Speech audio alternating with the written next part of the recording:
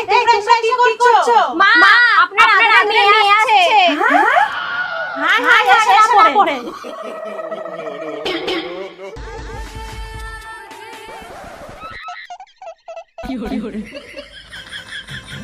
মা মা মা আয় ঘরে আয়। ছোট বৌদি বাহ চাদরটা তো খুব সুন্দর। যাওয়ার সময় নিয়ে যাবা।